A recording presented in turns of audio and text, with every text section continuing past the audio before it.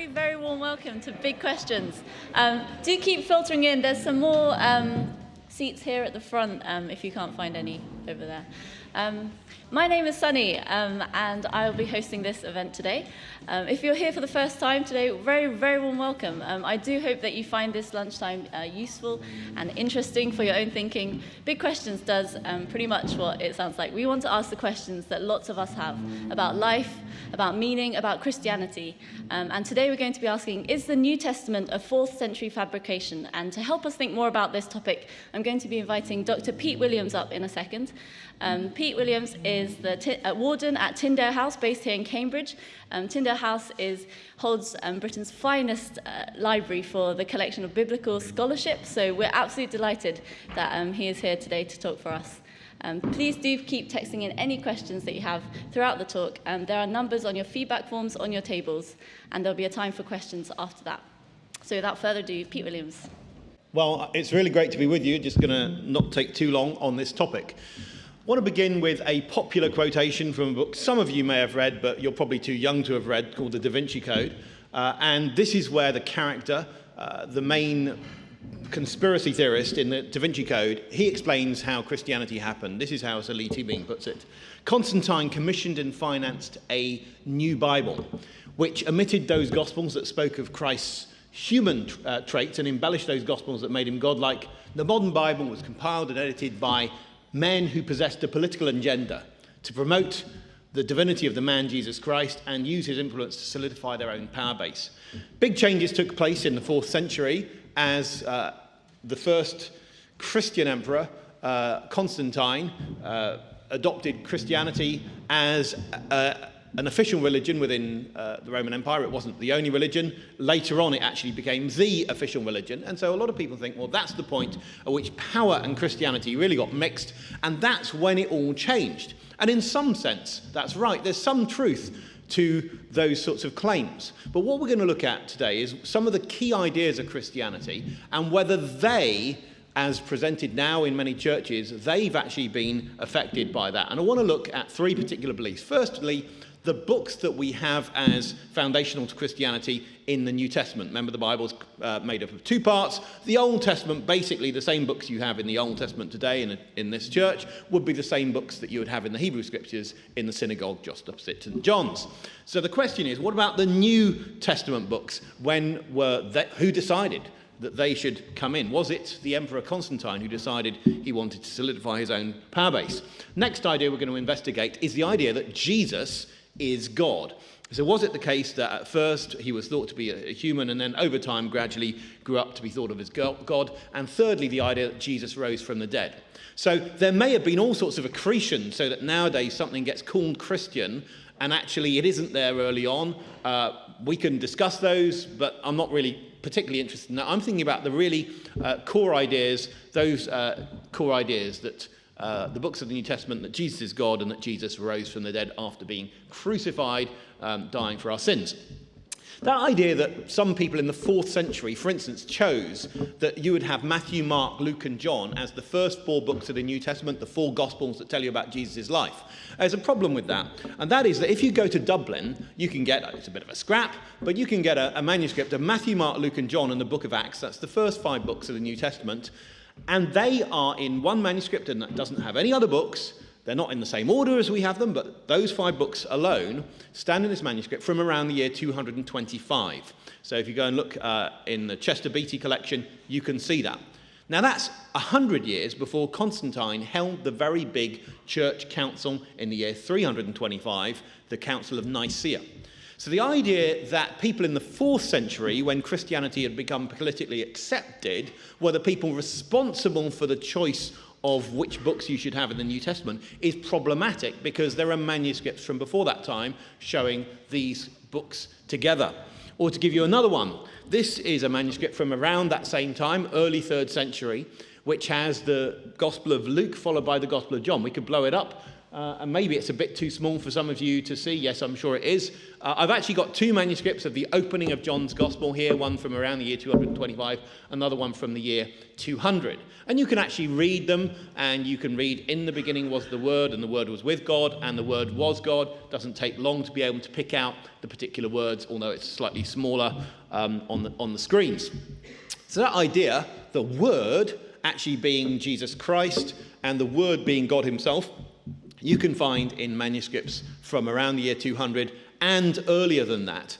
So there are lots of testimonies to things. Now remember that when Desiderius Erasmus was in Queen's College between the year 1511 and 1514, he was doing some preparation. We must have a Queen's person here, some smiles.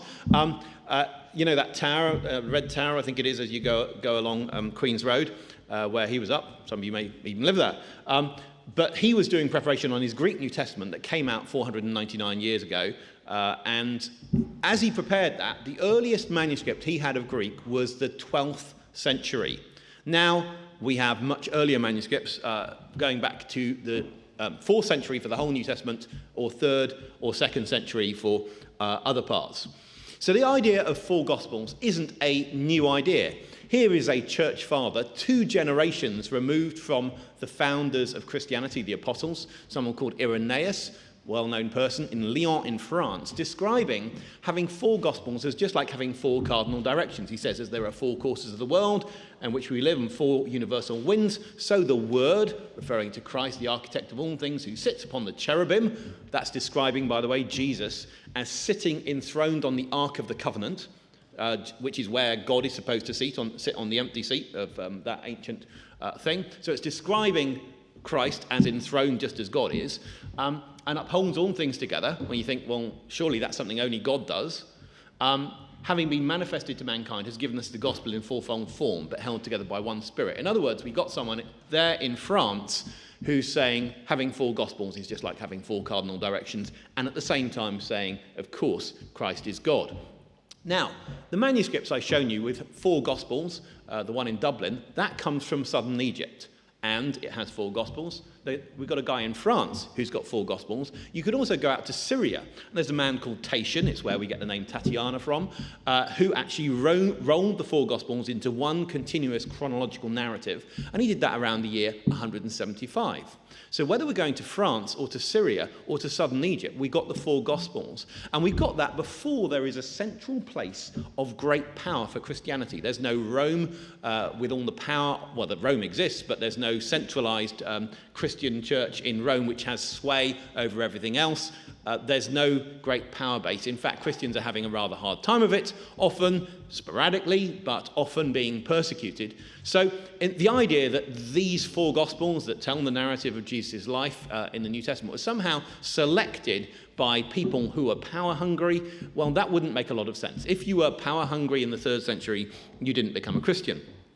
What about the idea that Jesus is God? Well, I've shown you a couple of references to that as an earlier idea. I want to begin with a Roman reference, though. Here we have the governor of northwest Turkey, a man called Pliny the Younger. I'm sure most of you will have heard of him, writing to the Emperor Trajan, and writing around the year 110, 111, we're not quite sure of the exact year of his tenure, but approximately that sort of date, asking the emperor for advice on how to deal with Christians. And this is what he says. I interrogated these people as to whether they were Christians. If they confessed, I interrogated them a 2nd and a 3rd time, threatening punishment. If they persisted, I ordered them to be led off, namely led off to execution. As for those who denied that they ever were or had been Christians, when they invoked the gods in words given by me and prayed with incense and wine offerings to your statue, the emperor's statue, which I'd ordered to be brought for this very purpose, along with the images of the gods, and also cursed Christ, which is said that no true Christian can ever be compelled to do, I thought they should be discharged. So he's telling the emperor how moderate he is. You only bump off those who persist as Christians. If they renounce the Christian faith, you leave them alive. He then talks about a document denouncing some people as Christians. It said others named in the document said that they were Christians, but later denied it, saying that they had been, but they had ceased 3 years ago, or many years ago, or even as much as 20 years ago. So here he's now describing what was told to him by people who gave up on the Christian faith 20 years before, about the year 110. In other words, let's say about the year 90, approximately, what went on in a Christian meeting in the year 90. This is what it says. They said that this had been the full extent of their guilt or error. They'd been accustomed to meet on a fixed day before dawn and to sing antiphonally, that's one group to another, a song to Christ as to a god, quasi deo in Latin, and to bind themselves by an oath, not to some crime, but rather not to commit theft, robbery, or adultery, not to break their trust, and not to refuse to return a pledge when asked to do so.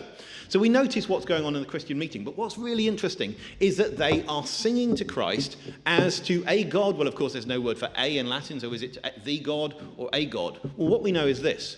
On the first slide, you saw how one of the tests for whether someone's a Christian is whether they are prepared to worship the Roman gods. And of course, the Christians aren't prepared to worship the Roman gods because they are not polytheists. They only believe there's one God, because Christianity comes out of Judaism. Even the word Christian comes from the Hebrew word Messiah. If you're calling yourself a Christian, it must be because you believe the Jewish promised Redeemer, the Messiah, the hero who's going to set things right, has arrived. So we know that the earliest Christians believe there is only one God, and a good test of whether someone's a Christian is, are they prepared to worship the Roman gods? And they're going to say no. Are they prepared to worship the emperor? They're going to say no. But then you see a really fascinating thing, that they are actually worshipping Christ. Well, how does that happen? Some people think that the idea that Jesus is God gradually arose over time, perhaps over many centuries as people passed on the idea. That really won't work because of a mathematical problem. How many gods do the Greeks have? Many. How many gods do the Romans have? Many. How many gods do the Jews have? One. And the problem is, in Judaism, you can't ever have 1.5 gods, which means that there isn't a route by which you can develop a character gradually into divine status via a halfway route of sort of being a demigod. It just can't happen.